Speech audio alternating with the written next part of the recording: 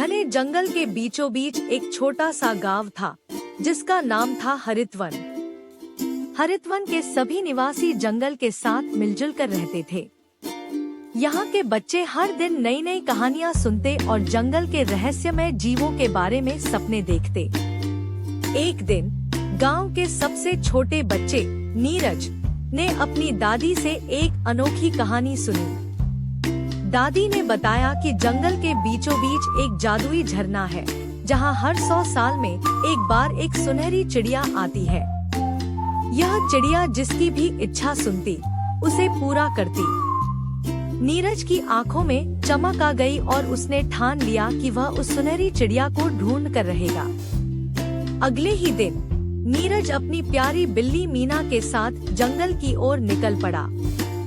मीना उसकी सबसे अच्छी दोस्त थी और हमेशा उसकी मदद करती थी। जंगल के रास्ते में नीरज और मीना ने कई अद्भुत दृश्य देखे। उन्होंने तितलियों के झुंड को फूलों पर मंडराते देखा और तरह तरह के पक्षियों की मीठी आवाजें सुनी। चलते चलते वे एक बड़ी पुराने बरगद के पेड़ के पास पहुँचे। पेड़ ने उन्हें बताया कि जादुई झरना थोड़ी दूर पर ही है, लेकिन वहां पहुंचने के लिए उन्हें हिम्मत और धैर्य की जरूरत होगी। नीरज और मीना ने हिम्मत जुटाई और अपनी यात्रा जारी रखी। रास्ते में उन्हें एक नन्हा खरगोश मिला जो एक कांटे में फंसा हुआ था। नीरज ने तुरंत उसकी मदद की और उसे कांटे से बाहर निकाला। खरगोश ने उनकी मदद के लिए धन्यवाद दिया और उन्हें जादुई झरने तक पहुंचने का सही रास्ता बताया। आखिरकार नीरज और मीना जादुई झरने तक पहुंच ही गए। वहां पहुंचकर उन्होंने देखा कि झरना एक सुनहरी रोशनी से चमक रहा है।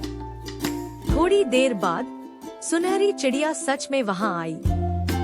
नीरज ने चिड़िया से विनम्रता से कहा, हे सुनहरी चिड़िया, मेरी इच्छा है कि हमारे गांव हरितवन में हमेशा खुशहाली और समृद्धि बनी रहे।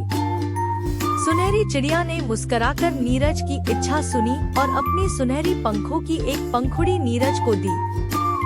यह पंखुड़ी तुम्हारे गांव को हमेशा खुशहाल बनाए रखेगी, चिड़िया ने कहा। नीरज और मीना उस सुनहरी पंखुड़ी को लेकर खुशी खुशी गांव लौट आए। गांव के सभी लोग उनकी बहादुरी और दयालुता की कहानियां सुनकर बहुत खुश हुए। सुनहरी पंखुड़ी के कारण हरितवन गांव में हमेशा खुशहाली और समृद्धि बनी रही। नीरज और मीना की इस जादुई सफर की कहानी सुनकर गांव के बच्चे भी प्रेरित हुए और उन्होंने भी हिम्मत और दयालुता के रास्ते पर चलने का संकल्प लिया।